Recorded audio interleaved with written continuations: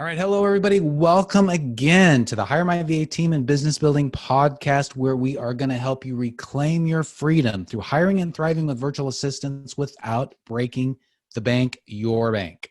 I'm Dave Braun. I'm here with my partner and great friend, Larry Broughton. How you doing, Larry? Awesome. It's good to see you again, buddy.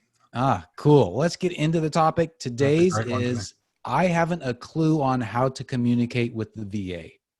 That's a great question. Yeah. Or a statement. I haven't a clue, but I think what they're saying is, how do I communicate with a VA is really what they're asking here. Yeah. Right. And, when we were talking about this, when this question came through, you had some great tips on this.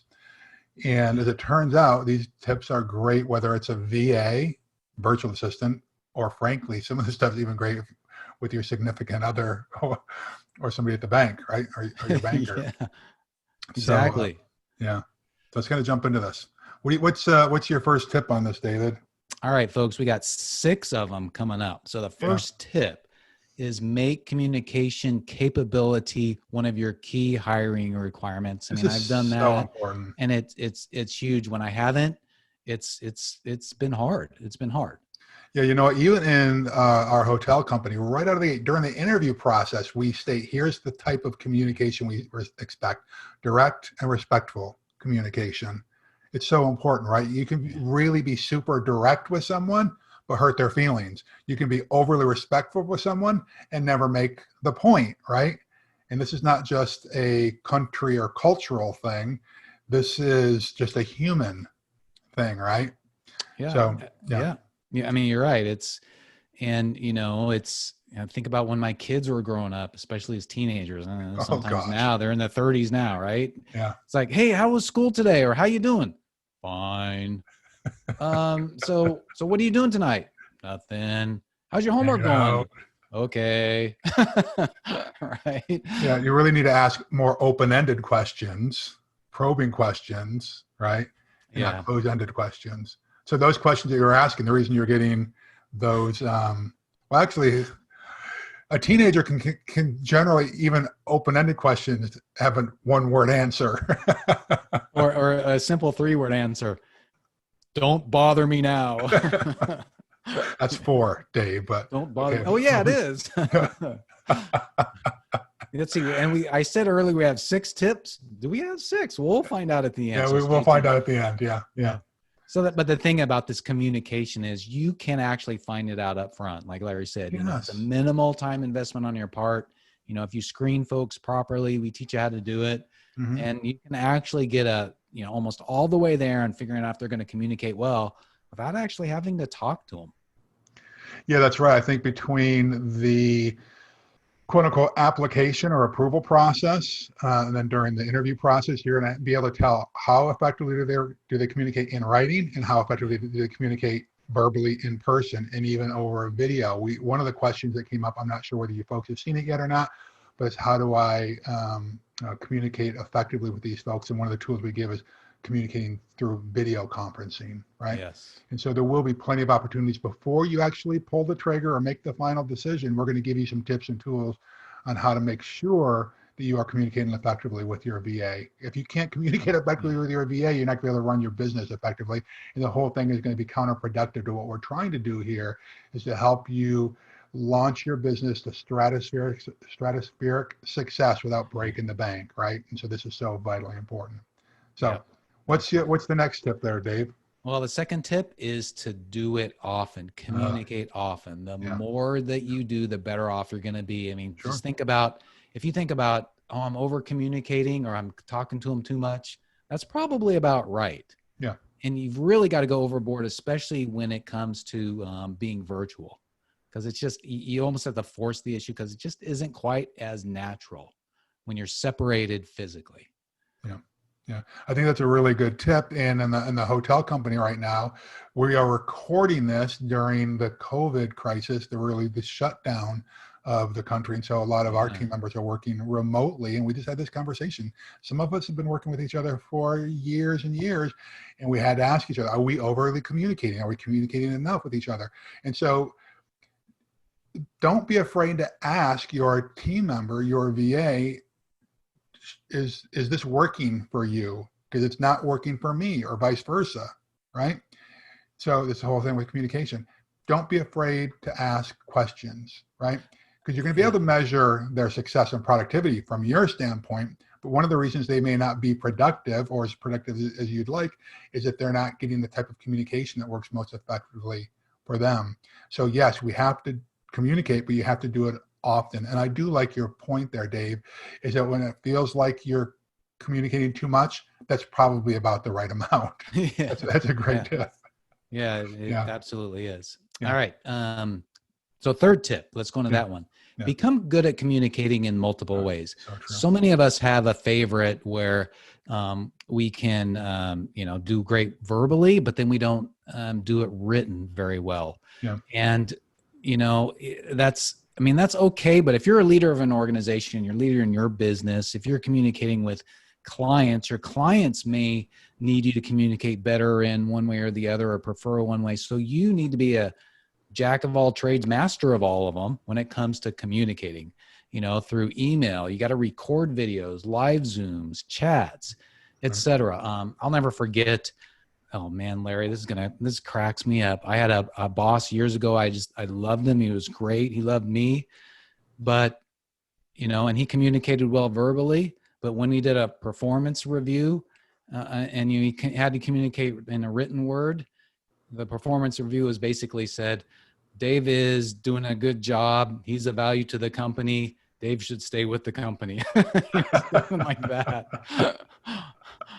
Lots of warm and fuzzies in there. Oh, I know. But he was warm and fuzzy verbally, but that's the point, is that you really need to step up your game in all of those areas, especially when you're working with people virtually. Yeah, I just had a conversation with one of our general managers today about this, the written format. Is that I said, listen, if you're communicating with someone who's not been part of the day-to-day communication, when you do communicate with them in writing, you have to take them on the journey. We sometimes forget, that person, this is the first time they're hearing about this. They weren't involved in all the nuance and conversations and discussions about it. And so you have to take some people on the journey, right? So I always just suggest step back before you hit send if you're sending an email or drop a real letter in the post box.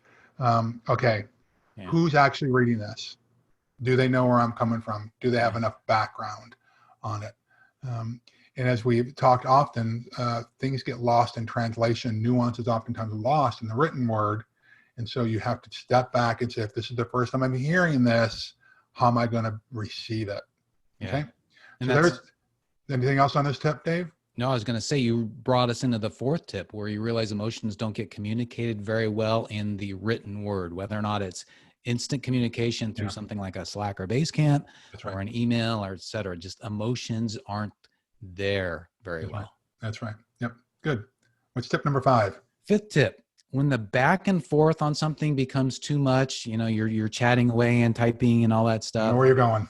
You need to pick up the phone or do a Zoom call or some kind of a virtual call and really start asking the right kind of questions, because like we talked about in the previous tip, emotions just aren't communicated well through the written word. And sometimes, it may not even be related to the emotions. It could be that you're trying to solve an issue or a problem. And by you being able to get on the phone or get on a call and ask a question or have them show you, see, this is a really big tip in communication that I don't even have in here, is do a lot more showing and not telling. Have them share their screen and walk you through a problem that they're having. A lot of times just by walking through the problem via phone or a call is you figure out new experiments, you can figure out new ways to do things. It's just so much quicker than the other way around. Well, again, I think that there's back and forth going on, and clearly something is getting lost in translation.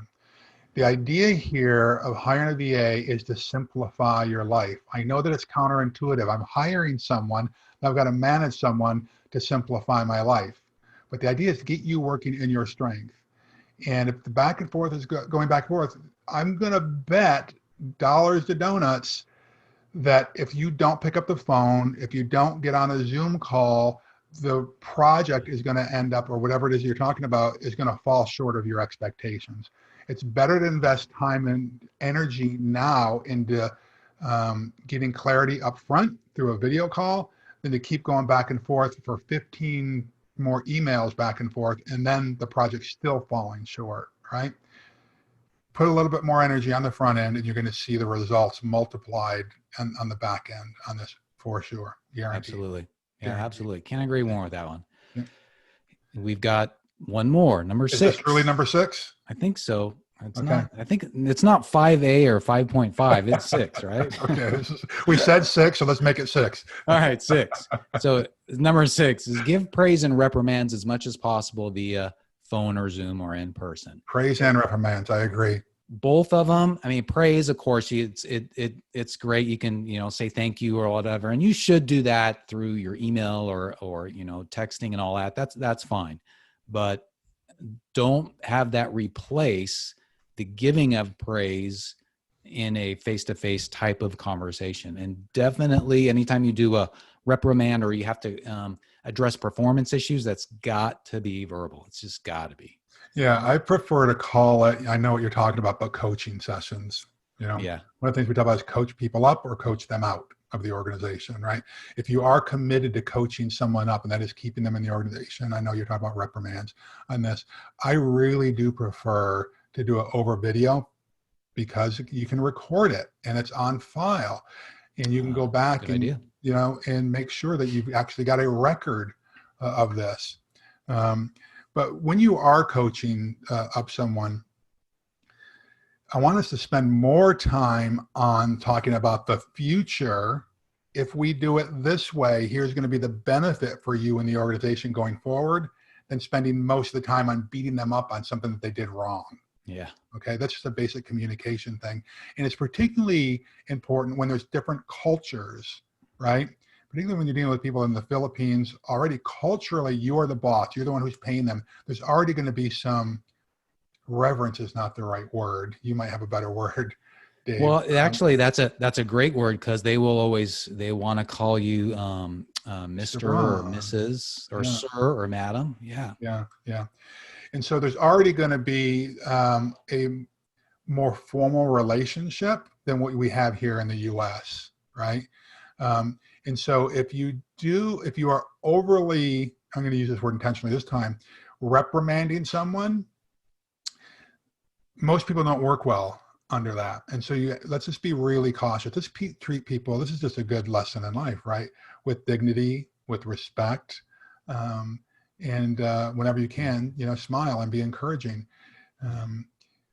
Inspect what you expect. It's a great thing to do in any form of communication, right? Yes. But catch people doing things right. That's a great thing to do. That's just a great way to live your life, right? And give words of encouragement, right? Praise people often. I'm a big believer if you can give out a dozen attaboys before you ever have to give out a reprimand or a coaching session, that's awesome. But don't be afraid to coach someone up. Dave, I think where people get stuck when they are, particularly when they're leading people for the first time, they're afraid to give reprimands or counseling sessions. But if they look at, hey, I'm just a coach, and the reason I'm coaching is because I want our team to be better, it takes a little bit of the edge off of it. You don't have to be a disciplinarian if you're just really coaching someone towards their fullest potential. Yeah. And we've got some great training on that Yes. in our course. We'll be talking about it in another podcast episodes. In fact, I think we ought to do a whole nother episode that talks about, coaching people. Yeah. Both out, all that kind of stuff. Right. Okay. Yeah.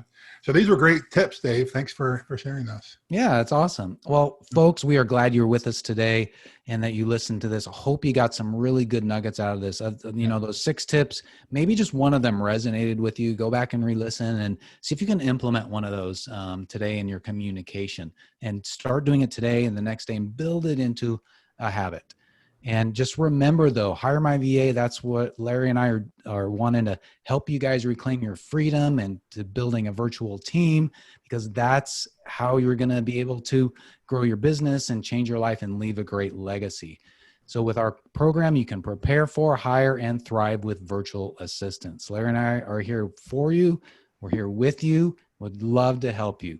So go to HireMyVa.com for more information. Yeah. Hey, we love you. God bless you, folks. Love your team.